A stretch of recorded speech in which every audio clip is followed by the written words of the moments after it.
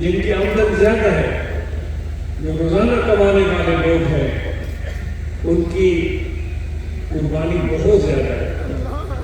جن کی آمدن زیادہ ہے وہ تو مہینے میں بیٹھے رہے، سالوں میں بیٹھے رہے تو ان کو کوئی تکلیف نہیں ہوگی، لیکن جو روزانہ کماتے ہیں، روزانہ کھاتے ہیں، کوئی رکشہ چلاتا ہے، کوئی تغاری اٹھاتا ہے، کوئی دیوار چلتا ہے، کوئی ہل چلاتا ہے، اور کوئی خاتون کپڑے سیتی ہے یا پھر کسی اسکول میں پڑھاتی ہے جس سے اس کے گھر کے ضروریات پورے ہوتے ہیں، تو آپ لوگوں کی قربانی بہت ہی زیادہ ہے، اور یقیناً اس قربانی کو اللہ جانتا ہے، اور اسی قربانی پر اللہ تعالیٰ فخر فرماتا ہے۔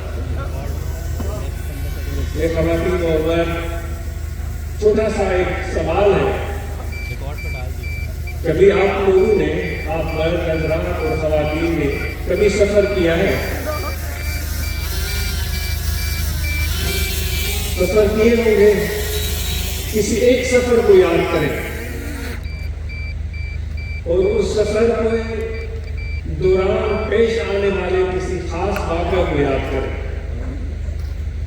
خاتون ہو یا مرد ہو، امیر ہو یا غریب ہو، کوئی سفر کبھی بھی بچپن میں، جوانی میں یا بڑھاپے میں کوئی بھی ایک سفر کیا ہو جو یاد رہ گیا ہے، اور اس سفر کے دوران کوئی ایک واقعہ ہوا ہو جو آپ کو یاد رہ گیا ہے۔ ویسے بھی سفر علم حاصل کرنے کا ذریعہ ہوتا ہے۔ اللہ تعالیٰ فرماتا ہے کہ پس ان کو کہہ دیجئے کہ زمین میں سفر کریں، سیر و سیاحت کریں۔ تو آپ سے سوال کیا گیا، وہ سفر یاد کریں، اس سفر کے دوران کوئی واقعہ ہوا ہو اس کو یاد کریں، اور عاجز بھی کوشش کرے گا کہ کسی ایک سفر کو یاد کرتے ہیں اور اس دوران پیش آنے والا کوئی واقعہ ہوا ہو اسی کے ساتھ بھی اس کو بھی یاد کرتے ہیں۔ پھر ہم سوچتے ہیں، ہم غور کرتے ہیں کہ سفر کیسے کیا جائے۔ اللہ تعالیٰ کا حکم ہے، ہم دین کے نقطہ نظر سے یہ گفتگو کر رہے ہیں، قرآن مجید کی ہدایت میں یہ گفتگو کر رہے ہیں۔ تو جب خدا حکم دے رہا ہے کہ زمین میں سفر کرو، تو اس کے پیچھے کیا معنی ہو سکتی ہے؟ یقین آپ نے سفر کیا ہوگا تو خدا کے حکم کی بجاوری کی ہے۔ اگر پہلے نہیں تو اب تو یہ چیز، اگر آپ کو پہلے معلوم نہیں تھا، اب تو یہ معلوم ہو گیا کہ سفر کرنے کا حکم اللہ تعالیٰ کی طرف سے ہمیں مل رہا ہے۔ اگر غور و فکر ہم نہیں کریں گے سفر کے دوران پیش آنے والے واقعات پر، تو شاید جو سفر کا حکم ہو رہا ہے اس حکم کا مقصد پورا نہیں ہو سکے گا۔ وہ سفر تو ہوگا، حکم کی بجاوری بھی ہوگی، لیکن اس سفر کے پیچھے جو اللہ تعالیٰ کی حکمت ہے، جو خواہش ہے ہمارے لیے، وہ اس وقت پوری ہوگی جب ہم سفر کے دوران پیش آنے والے چیزوں کو آنکھ کھول کر دیکھیں اور پھر آنکھوں کے اوپر موجود اس دماغ کو ہم استعمال کریں، اور پھر اس ان واقعات پر فکر کریں، سوچیں، اور پھر جو ہم سفر ہیں ان کے ساتھ بھی ہم کلام ہو اور ان کی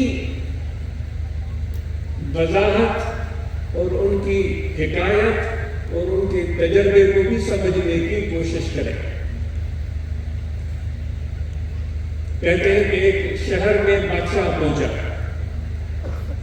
पुराने जमाने में बादशाह जब सफर करते थे तो उनके सफर के बहुत ही ज्यादा लवाजमात होते थे, जो आज भी होते हैं, लेकिन उस वक्त उनके लवाजमात और तरीके आज के वक्त के मुकाबले में मुख्तलिफ होते थे। उनका एक लश्कर और सुपाह उनके साथ होता था। वो घोड़े पर बैठते तो हाथी भी साथ चलते और साथ में खिदमतगार भी चलते, बावर्ची भी चलते, गुलाम भी चलते, उनके फैमिली मेंबर भी चलते। तो ये सारे लवाजमात होते थे। किसी भी इलाके में अगर बादशाह पहुंच जाता तो पूरे इलाके में शोहरत हो जाती थी। तो इस इलाके में बादशाह पहुंचा ऐसे इलाके में जहां पर हाथी नहीं होता था, और इत्तेफाक से वो बादशाह अपना हाथी लेकर वहां आ गया। तो पूरे इलाके में शोहरत हो गई दूर दूर तक कि इस हमारे खित्ते में बादशाह आया है और हाथी के साथ आया है। तो हर तरफ से मखलूक खुदा हाथी को देखने के लिए गई, और ये मामूल है लोगों का, उनमें तजस्सुस पैदा होता है। तो जब सारे लोग दूर दूर से मीलों सफर करके, हम अभी सफर की जिस तरह बात कर रहे थे, तो मीलों सफर करके वो मंजिले मारते हुए कहीं रुक कर आराम करने के बाद फिर सफर करते हुए उस जगह पहुंचे जहां पर हाथी था। उन सब लोगों ने हाथी देखा। तो किसी एक गांव में कुछ अंधे भी रहते थे। उनको भी जब ये आवाज उनके कानों तक पहुंची कि दूर किसी इलाके में बादशाह हाथी लेकर आया है और लोग दूर दूर से उस हाथी को देखने जा रहे हैं, तो इनके दिल में भी ख्वाहिश पैदा हुई कि हमें भी हाथी देखना चाहिए। तो वो चारों अंधे अपने घर से निकले और उन्होंने सफर शुरू किया। रास्ते मुश्किल या आसान, टटोलते टटोलते, पूछते पाछते। हिंदी में बोलते हैं कि अंधू ने जब इरादा कर लिया था कि हमें मुल्तान जाना है, तो अंधू ने भी मुल्तान ढूंढ निकाला था। ऐसे समझे सिंध से गए थे मुल्तान, तो वो देख तो नहीं पा रहे थे, लेकिन इरादा पक्का था कि मुल्तान उन्होंने ढूंढ निकाला। तो ये अंधे भी हाथी तक पहुंच गए। उन्होंने इजाजत मांगी, उस हाथी को देखना शुरू किया और चारों ने हाथी को देखा। किसी ने उसकी पेट पर हाथ रखा, हाथ घुमाया। किसी ने उसके सूंड पर हाथ रखा, उस पर हाथ घुमाया। किसी ने उसकी टांग पर हाथ रखा, उस पर हाथ घुमाया।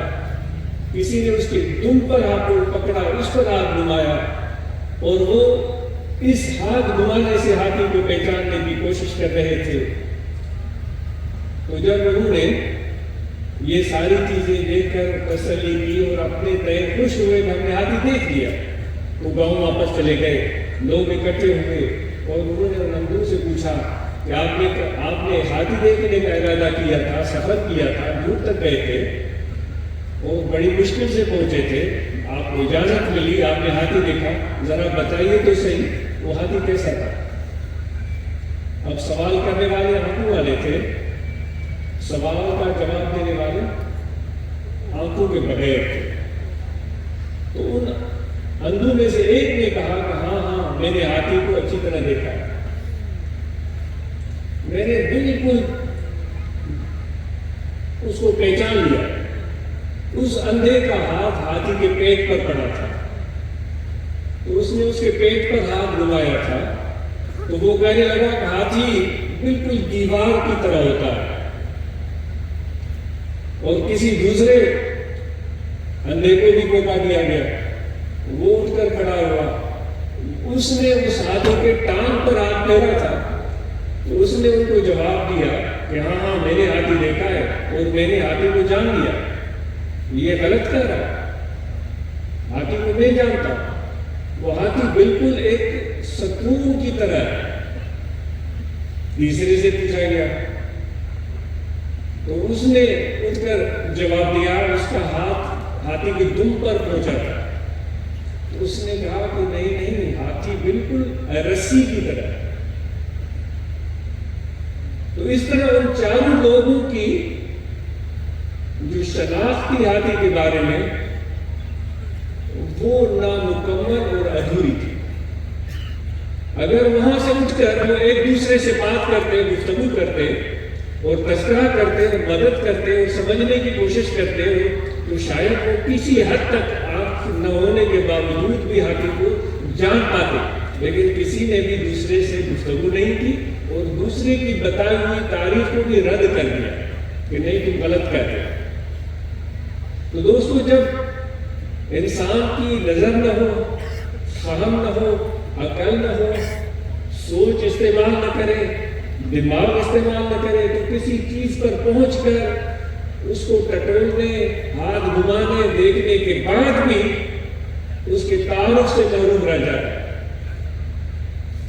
اللہ تعالیٰ فرماتا ہے زمین میں نکلو اور جاؤ اور پھر تم جو کچھ بھی دیکھتے ہو اس پر غور کرو، اور صرف غور ہی نہ کرو بلکہ تمہیں چاہیے کہ ایک دوسرے کے ساتھ اس کا بیان بھی کرو، کیونکہ ہر انسان کو اللہ تعالیٰ نے صلاحیتوں سے نوازا ہے۔ اور پھر جو بھی سچی بات آپ کے سامنے آئے جو درست ہو، اس درست بات کو ماننے کے لیے بھی تیار ہو جاؤ، بجائے اس کے میں اپنی رائے پر، اپنے خیال پر، اپنی سوچ پر پکا رہوں اور سچ ماننے کے لیے تیار نہ ہوں۔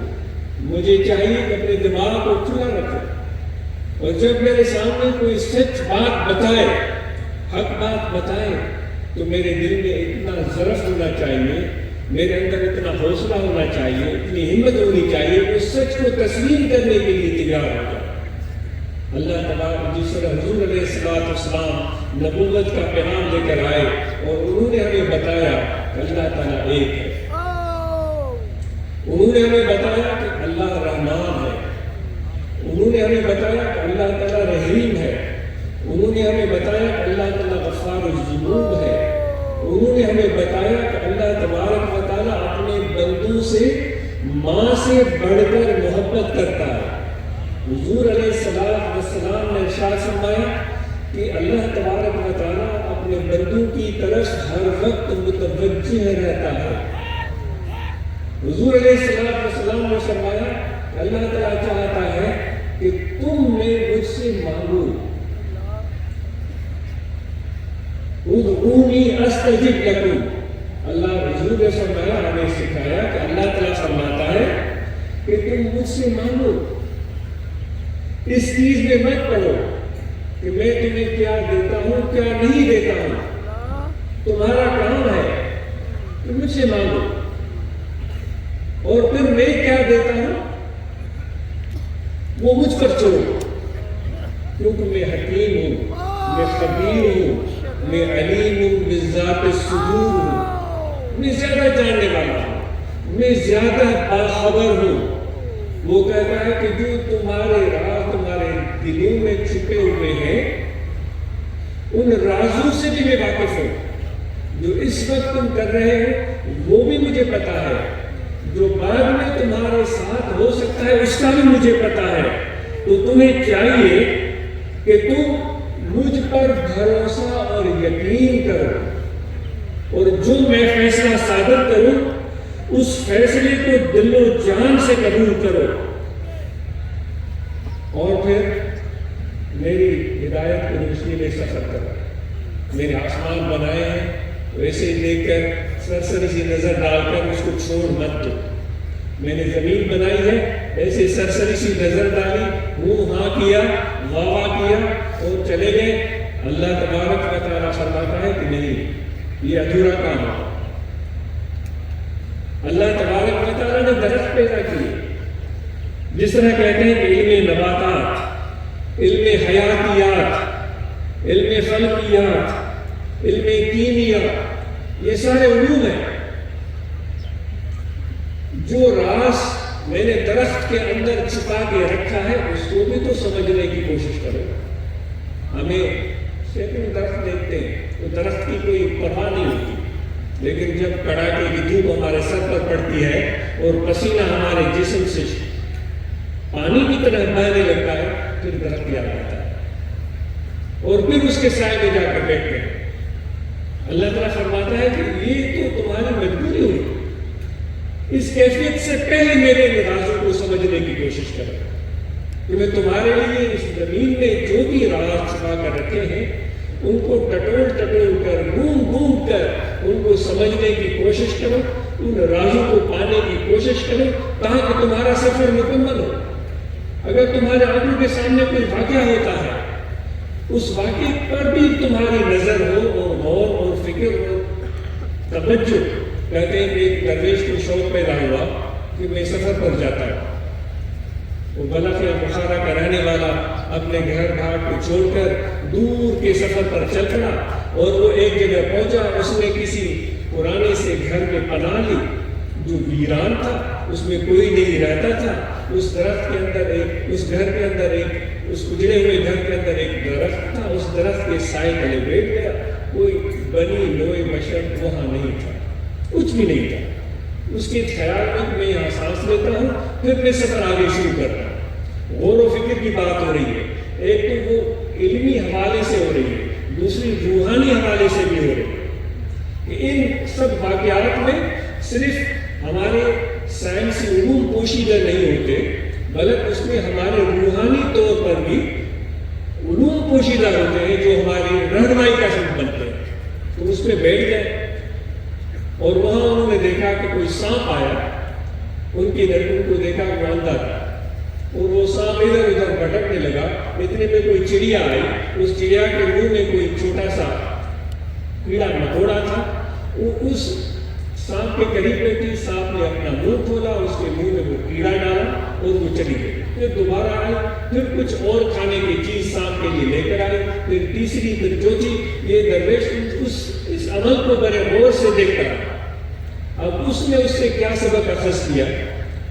उसने ये अखज़ किया कि इतना बड़ा रज़्ज़ाक़ अल्लाह ताला, इतना रज़्ज़ाक़ जो अंधे सांप को उस चिड़िया के जरिए ग़िज़ा पहुंचा रहा है, जो सांप इस चिड़िया का दुश्मन होता है, जो उसके घोंसले में घुसकर उसके बच्चे खाता है, उसके अंडे खाता है, उन चिड़ियों को खाता है, उनकी नस्ल को मिटाता है, उस अंधे सांप को इस चिड़िया के जरिए ग़िज़ा पहुंचा रहा है।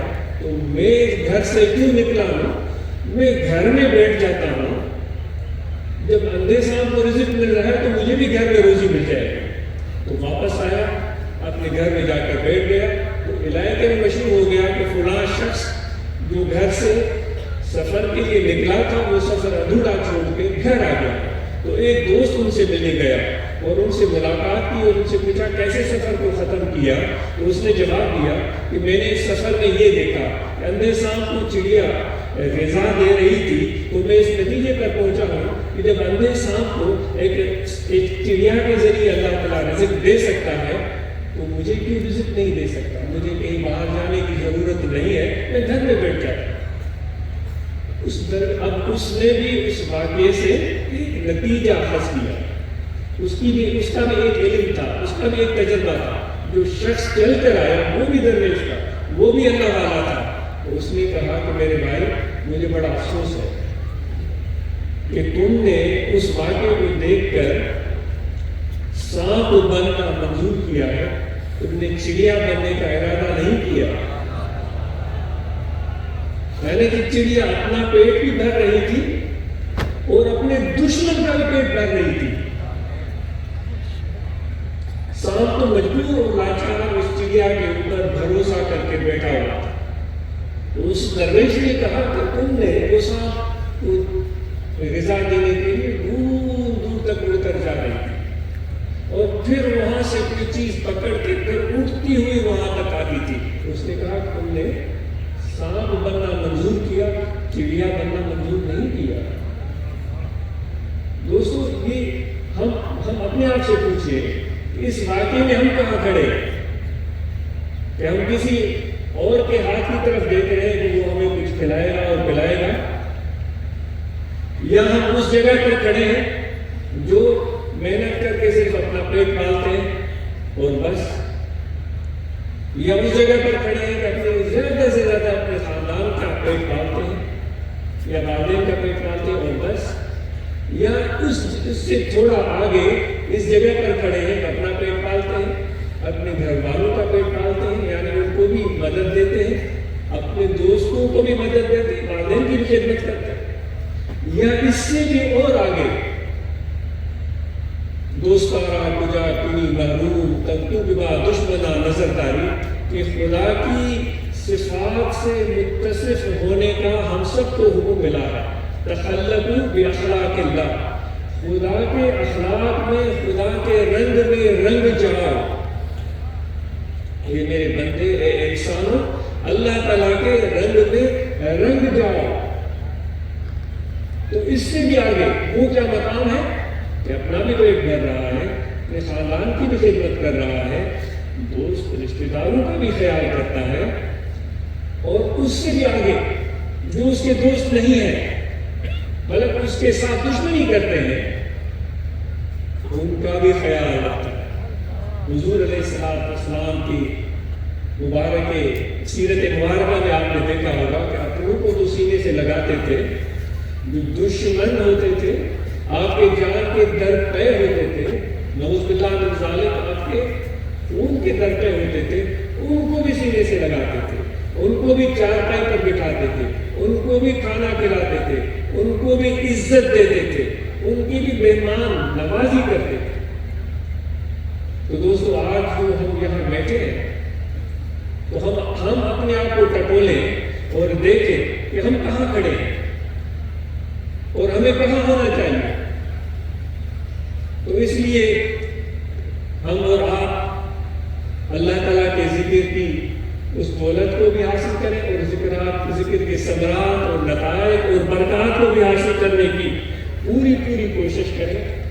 نہ صرف یہ کہ ہم اپنوں کا خیال رکھیں، غیروں کے ساتھ بھی اچھا سلوک کریں، بلکہ اس طرح تو نہیں ہونا چاہیے کہ ہم اپنوں پر ظلم کریں۔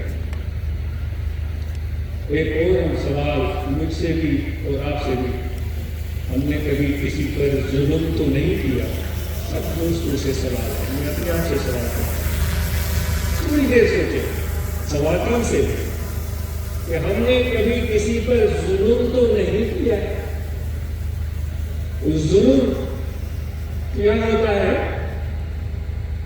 اس کی صورتحال کیا ہوتی ہے کہ کسی کے حق کو غصب کر لینا، کسی کے مال کو زبردستی چھین لینا، کسی کو مار دینا، کسی کو پیٹ دینا، کسی کو بے عزت کرنا، کسی کو بے گھر کرنا، کسی کو ذلیل اور رسوا کرنا۔ آپ سمجھ رہے ہیں یہ چیزیں؟ یہ مردوں سے بھی سوال ہے، خواتین سے بھی سوال ہے۔ تو کیا کبھی ہم نے یہ ظلم تو نہیں کیا؟ اگر ظلم ہم نے کیا ہے تو یاد رکھیں، اللہ تعالیٰ فرماتا ہے کہ ظالموں کے کھات میں خود بیٹھا ہوا، وہ کب تک میرے اس انجام سے اور سزا سے اپنے آپ کو بچا سکتے ہیں؟ وہ ظالم اپنے انجام کو ضرور پہنچے گا۔ اگر ہم نے ظلم کیا ہے تو آج کی اس محفل میں یہ سب نے مجھ سمیت عزم کر کے اٹھنا ہے۔ مردوں نے عزم کرنا ہے، عورتوں نے عزم کرنا ہے، نوجوانوں نے عزم کرنا ہے، جو بڑی عمر کے بوڑھے انہوں نے عزم کرنا ہے، خصوصاً جو اپنے قبیلے، قوم اور اپنے کمیونٹی کے سربراہ ہیں، انہوں نے عزم کرنا ہے کہ ہم کبھی بھی کسی پر ظلم نہیں کریں گے۔ اگر یہ ارادہ اور یہ نیت آج ہم نے باندھ لی تو مجھے امید ہے، ذکر تو ہم کر رہے ہیں، ذکر کی دولت تو ہمیں ملی ہے، لیکن یہ عزم اور ارادہ پختہ کر لیا تو یہاں یہ سفر ہمارا کامیاب ہو جائے گا۔ کیونکہ اللہ تعالیٰ فرماتا ہے، میں بندے کی نیت کے قریب ہوتا ہوں۔ جب وہ عورتیں، جب وہ مرد، جب ہم سب یہ عزم کریں گے کہ ہم نے کسی پر ظلم نہیں کرنا، تو پھر اللہ تبارک و تعالیٰ کی توفیق، اس کی مدد ہمارے سامنے حال ہو جائے۔ وہ جو فرشتے ہیں جو اللہ تعالیٰ نے مقرر کیے ہیں اپنے پیاروں کے لیے، جو ان کے راستوں کو آسان بناتے ہیں، جو ان کی مدد کرتے ہیں، جو ان کے لیے اچھے کلمات بولتے ہیں، جو ان کے لیے دعا کرتے ہیں، وہ فرشتے آپ کو اپنے جگہوں میں لے لیں، اپنے گھیرے میں لے لیں۔ وہ اللہ کی رحمت کے گھیرے میں ہوگا جب اس نے پکا ارادہ کیا کہ میں کسی پر ظلم نہیں کروں گا۔ ہمارے اس معاشرے میں ظلم کی صورتحال بے حد خراب ہے۔ قبائلی صورتحال کو دیکھیں تو ایک قبیلہ دوسرے قبیلے سے لڑ رہا ہے اور بے دریغ انسانی خون ضائع ہو رہا ہے۔ کبھی رشتے داری پر فساد پھیل گیا، کبھی زمین کے ٹکڑے پر لڑائی شروع ہو گئی، کبھی کسی معمولی وجہ سے کوئی جانور کسی کی کھیت میں گھس گیا، اس پر لڑائی شروع ہو گئی اور پھر وہ سینکڑوں لوگ اس میں ملوث ہو گئے اور پھر وہاں سے قتل و غارت کرنی شروع۔ آج میرے ذکر والے بھائیوں، میرے دوستوں، ہم وہ لوگ ہیں جو اپنے آپ کو ذکر والا بولتے ہیں، ہم نقش بندی ہیں، ہم محمدی ہیں، ہم حضور علیہ السلام کے ساتھ محبت اور ادب کا رشتہ رکھتے ہیں۔ ہمارے لیے بہترین مثال ہمارے حضور علیہ السلام کی ہے۔ کبھی بھی عطا حبیبن کدے کون لکھویو، مٹائی صاحب نے حضور علیہ السلام کی وصف بیان کی ہے کہ حضور کے وہ مبارک ہاتھ تھے، حضور علیہ السلام کے وہ مبارک ہاتھ تھے کہ ان ہاتھوں سے کبھی بھی کسی کو رنج نہیں پہنچا، کبھی بھی کسی کو تکلیف نہیں پہنچی۔ آج یہ عزم کر کے اٹھیں کہ آج کے بعد جو پہلے ظلم کیا ہے اس کی معافی مانگیں گے، اس کی تلافی کریں گے۔ اگر کسی کا مجھ پر قرض ہے تو میں دل و جان سے کوشش کروں گا، میں پوری محنت کروں گا کہ اس کا قرض ادا کر دوں۔ اگر کسی کی زمین پر میں نے قبضہ کیا ہے، آج کے بعد سب فقیروں یاد رکھو، اس کے بغیر آپ کو جانا نہیں ہے۔ میں نے کسی کے پلاٹ پر قبضہ کیا ہے، کسی کی زمین پر قبضہ کیا ہے، میں ارادہ کر کے اٹھوں گا وہ پلاٹ، وہ زمین مجھ پر حرام، جس کا حق ہے اس تک پہنچے گا۔ آپ چاہتے ہو کہ اللہ آپ پر فخر کرے؟ آپ چاہتے ہیں میرے آقا و مولا حضرت صلی اللہ علیہ وآلہ وسلم کی ذات آپ پر فخر کرے؟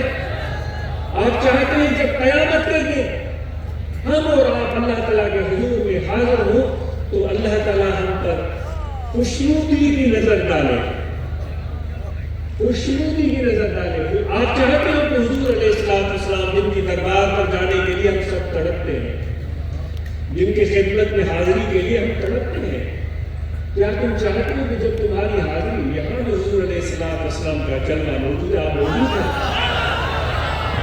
ہم ان سے دور نہیں ہیں، وہ ہم سے دور نہیں ہے، وہ ہمارے دلوں میں ہے، ہمارے دائیں ہیں، ہمارے بائیں ہیں، ہمارے ہر طرف حضور علیہ السلام کا چلنا موجود ہے۔ اگر میرے بھائیوں، اگر عاشق رسول ہو اور چاہتے ہو حضور علیہ السلام آپ کو اور ہمیں مسکرا کر دیکھیں، خوش ہو کر دیکھیں اور ہمارے سر پر دست شفقت رکھیں اور کہہ دے کہ یہ میرا امتی ہے اور فرما دے کہ ہم اس سے پیار کرتے ہیں، تو پھر عزم کر کے اٹھو کہ ظلم کبھی بھی نہیں کرو گے۔ اور کسی کا حق کسی نے ہڑپ کیا ہوا ہے تو یہاں سے جانے لگتا ہے، اس سے پہلے پکا ارادہ کر لے کہ میں اس کا حق اس کو واپس کر دوں گا۔ یقین کریں میرے حضور کی دعا، میرے آقا و مولا صلی اللہ علیہ وسلم کی دعا، ان سب فقیروں کی دعا ایسے رحمت کے اور رزق کے دروازے آپ کے لیے کھولے گی، ایسی جگہ سے اللہ تعالیٰ آپ کو عطا کرے گا کہ جہاں سے آپ کا گمان بھی نہیں ہے اور آپ مالا مال ہو جاتے ہیں۔ کیا آپ اور ہم سب اس چیز پر عزم کرتے ہیں کہ کسی پر ظلم نہیں کریں گے؟ اور خصوصی بات، کوئی عورتوں پر ظلم نہیں کرے گا، کوئی عورتوں پر ظلم نہیں کرے گا، اور کوئی بھی شخص کسی غریب اور مسکین کو حقارت کی نظر سے نہیں دیکھے گا۔ یاد رکھیں، حضور علیہ السلام کی خدمت میں سب لوگ آتے تھے، ہر طبقے فکر کے لوگ آتے تھے، لیکن حضور علیہ السلام کی محبت اور پیار اور شفقت اور انصت جو زیادہ تھی وہ مسکینوں کے ساتھ تھی۔ جو مزدور پیشہ لوگ میرے دوست یہاں بیٹھے ہوئے ہیں، جو رکشہ چلاتے ہیں، جو ریڑیاں لگاتے ہیں، جو دیواریں چنتے ہیں، جو زمین میں ہل چلاتے ہیں، جو ٹریکٹر چلاتے ہیں، آپ کی اس محنت میں اتنا پیار آتا ہے کہ کاش کو مجھے اتنا بڑا دل ملے، اتنا بڑا حوصلہ ملے، اتنی توفیق ملے کہ مزدوروں کے ہاتھوں کو میں چھوؤں، جن کی محنتوں سے ہمیں ہر طرف ہریالی نظر آتی ہے، خوشحالی نظر آتی ہے۔ امیر لوگ تو کرسی پر بیٹھے رہتے ہیں، کام کرتے کیا کرتے ہیں؟ وہ صرف زبان خرچ کرتے ہیں۔ تو جو بھی یہ کام کرنے والے میرے دوست ہیں، مجھے آج آپ سے میرا دل آپ سے پیار کرتا ہے، اور انشاءاللہ آپ امیر ہو جائیں گے، مجھے یقین ہے، آپ خوشحال ہو جائیں گے، آپ کی تنگی کے دن ختم ہو جائیں گے، اور پھر ایسا رنگ چڑھے گا کہ آپ اوپر اللہ تعالیٰ کا رنگ چڑھے گا۔ وہ رنگ کا مزہ کیا ہوتا ہے؟ اس رنگ کا مزہ یہ ہوتا ہے کہ باہر سے اسٹیٹ لوگ کہیں گے سبحان اللہ، اتنا بڑا امیر۔ اللہ تعالیٰ کے رنگ کا کی معنی کو آپ سمجھنے کی کوشش کریں۔ وہ ایسا رنگ ہوگا، لباس بھی ہو سکتا ہے، پگڑی بھی ہو سکتی ہے، کوئی چوبا بھی ہو سکتا ہے، کوئی اوور کوٹ بھی ہو سکتا ہے، کوئی قیمتی کپڑا بھی ہو سکتا ہے۔ وہ ایسا رنگ اس پر چڑھے گا کہ جو امیر لوگ ہیں وہ کچھ بدلتا ہوگا، صبح یہ کیا کایا پلٹ ہوگا۔ یقین کریں، مجھے تو یقین ہے آپ سب امیر بنیں گے، اور خدا کے رنگ کا اثر دیکھیں، لیکن ان کا دل جو ہے وہ مسکین ہوگا، ان کے دل میں نرمی ہوگی، ان کے دل میں محبت ہوگی، ان کے دل میں احساس اور درد ہوگا، اوروں کے لیے فکر ہوگی، وہ کسی کے پریشان ہونے پر مترب جائے اور بے اختیار ان کی مدد کے لیے ان کے ہاتھ بڑھیں گے۔ یہ میرے نبی علیہ السلام کا کام تھا، یہ میرے نبی علیہ السلام کا کام تھا۔ تو آپ جتنے بھی آج ہمارے بھائی یہاں پہنچے ہیں، جو دہاڑی دار، مزدور پیشہ، کام کرنے والے، آپ کا فخر ہے، آپ سے بہت محبت ہے۔ مجھے آپ اپنی دوستی میں قبول کرتے ہیں،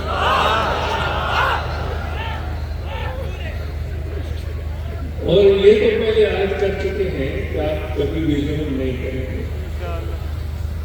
کبھی کسی مجبور لاچار پر ظلم نہیں کریں گے، کبھی کسی عورت پر ظلم نہیں کریں گے۔ ہم پہلے ہی عزم کر چکے ہیں کہ بیٹے کو بھی پڑھائیں گے اور بیٹے کو بھی پڑھائیں گے، اور پھر یہ بھی ہم عزم کر چکے ہیں کہ جو سفر کریں گے، کہیں جائیں گے، جو کچھ ہمارے دائیں ہو رہا ہے، بائیں رہا، آنکھیں کھلی رکھیں گے اور باہوش رہیں گے۔ سلسلہ نقشبندیہ کے 7 اصول ہیں، ان میں ایک اصول ہوش در در، جو سانس لے، جو سانس باہر آئے، ہوش و حواس میں آئے، وہ دنیا کے نشے میں نہ ہو، وہ عیش و آرام کے نشے میں نہ ہو، وہ تکبر کے نشے میں نہ ہو، ذات پات قوم قبیلے کے نشے میں نہ ہو، وہ ایک انسان ہو جس کو اس کی ماں نے پیدا کیا ہے۔ ہم سب انسانوں کو ہماری ماں نے پیدا کیا ہے۔ کوئی بھی کتنا امیر ہو، کوئی آسمان سے نہیں تکتا۔ ہم پہلے آسمان سے آئے ہیں تو دنیا دار ہے تو وہ ساتھی آسمان سے آیا ہوگا، ہرگز نہیں۔ ہم سب کو ہماری ماں نے پیدا کیا ہے، اور ہم سب خدا کی نظر میں برابر میرے نبی فرماتے ہیں کسی عربی کو اجمی پر فضیلت نہیں ہے، کسی گورے کو کالے پر، کسی کالے کو گورے پر فضیلت نہیں ہے۔ اللہ تعالیٰ کی نظر میں آپ سب برابر ہیں۔ محنت کریں، معاش کو مضبوط بنائیں، جو دہاڑیدار ہیں، جو مزدور پیشہ ہیں، خوب محنت کریں اور آئندہ آئے تو آپ فخر سے بتائیں کہ الحمدللہ اللہ تعالیٰ نے رزق کی دروازے کھول دیے۔ پہلے میں رکشہ چلاتا تھا، اب میرے پاس کار ہے۔ میری دعا ہے کار پہ اللہ تعالیٰ کو ہوائی جہاز دے۔ اب ہوائی جہازوں میں چڑھ کر سفر کی بات سے ہم نے شروعات کی تھی کہ سفر آپ سب نے کرنا ہے۔ آپ نے پہلے بھی سفر کیے ہوں گے، اس سفر کے بارے میں آپ سے سوال ہوا تھا کہ وہاں کوئی یادگار واقعہ ہے؟ پھر مثال کے طور پر آپ نے بتایا ایک شخص نے سفر کیا، اندھو نے بھی سفر کیا، اس سفر میں انہوں نے جو کچھ دیکھا پھر ان کو اس پر کس طرح غور کیا وہ بھی چیز بتائی گئی۔ آج کے بعد آپ سب نے سفر کرنا ہے کیونکہ یہ سنت رسول ہے اور اللہ تعالیٰ کا حکم ہے، اور وہ اس طرح سفر کرنا ہے دیکھنا ہے جو بھی چاروں طرف ہو رہا ہے۔ بے خبری والا سفر نہیں چاہیے، نشے والا سفر نہیں چاہیے۔ نقش بندی ہم ہوش دردم، ہر سانس ہوش میں ہو، کوئی تکلیف میں ہے اس کو پانی چاہیے تو اس کو پانی پیش کرے، یہ ہوش دردم۔ کوئی بھوکا ہے اس کو کھانا پیش کرے، آرام کیجیے، کس کو چادر چاہیے چادر پیش کرے۔ کوئی تھکا ہوا ہے، بڑی مدہ ہے اور وہ تھکان محسوس کر رہا ہے تو اس کو دبائیں کہ اس کی تھکان دور ہو۔ کچھ بھی نہیں کر سکتے تو نیچے بول دیں، تو نیچے بول دیں کہ ماشاءاللہ کتنے خوبصورت لگ رہے ہیں آپ، یہ جو نیچے بول جادو اثر کریں گے تو بوڑھا بھی جمع ہو جائے گا۔ تو یہ میرے نبی علیہ السلام کی تعلیم ہے۔ اللہ تعالیٰ فرماتا ہے میرے نبی کو اسوہ حسنہ کو اختیار کریں، اور یہ حضور علیہ السلام کا پیارا طریقہ۔ تو آخر میں طریقے ذکر عرض کرتے ہیں، یہاں دل ہے، دل میں توجہ رکھیں۔ خواتین سے بھی گزارش ہے، پھر یہ دوبارہ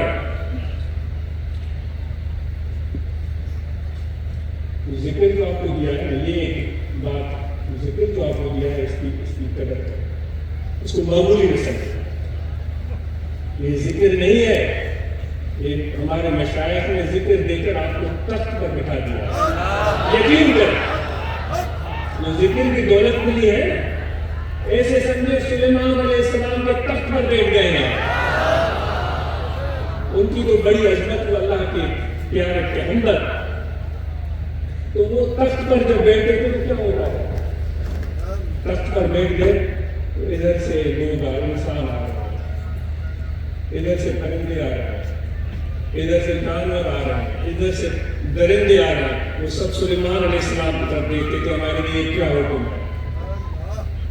تخت پر بیٹھ گئے ہیں لیکن نیت ٹھیک کریں، اللہ تعالیٰ کا ذکر کریں، دیکھیں پھر دنیا ساری کی ساری آپ کی نظر میں کیسے مشہور ہو جاتی ہے۔ یہ حروف سیکھنا پڑے گا، یہ باتوں سے، یہ وائزوں سے کام نہیں ہوتا۔ مجھے بحث کرتے ہوئے شرمندگی ہو رہی ہے، آج اس کو اللہ توفیق دے، کاش کہ میری زبان بند ہو جائے، میں بولوں ہی نہیں۔ یہ باتوں کی ضرورت ہی نہ رہے، لیکن یہ ایک ہمارا کلچر بن گیا ہے جس کے ساتھ ہم چل رہے ہیں۔ مجھے آج اس کو یقین ہے آگے چل کر یہ کلچر تبدیل ہوگا۔ اس طرح لیکچر، اس طرح تقریریں، زوردار بیان، ان کی آپ کو ضرورت ہی محسوس نہیں ہے۔ بس یار کے سینے سے لگیں گے، ہاتھ بنائیں گے، کام ہو جائے گا۔ کہاں کا باعث، کہاں کی تقریر، ایک نظر کا اشارہ ہوگا، دل کے دروازہ کھل جائے گا۔ تو تقریر، باعث، لیکچر کی ضرورت ہی نہیں رہے گی۔ آپ اور ہم نے مل کر یہ تجربہ بھی کرنا۔ یہ وہ علم ہے کہ جو بغیر کتابوں کے، بغیر مدرسوں کے، بغیر عالموں کے ملتا ہے، لیکن خوش قسمت لوگوں کو ملتا ہے، بخت والوں کو ملتا ہے۔ آپ کو، ہم سب کو موقع ہے، ٹائم ہے، موقع ہے۔ اب دیکھیں کہ وہ کس کا حوصلہ کتنا بڑا ہے، کس کا صبر کتنا بڑا ہے، کیا وہ اس چیز کو سمجھ پاتا ہے یا وہ لکیر کا فقیر ہی بنے رہنا چاہتا ہے، وہ لکیر کے پیچھے ہی چلنا ہے۔ تو امید ہے کہ آپ ذکر کریں گے، یہ دل ہے، اس دل میں توجہ رکھیں، کھڑے بیٹھے لیٹے سوئے جاگے وضو ہو یا نہ ہو، سانس آتا جاتا رہے، توجہ دل میں رہے۔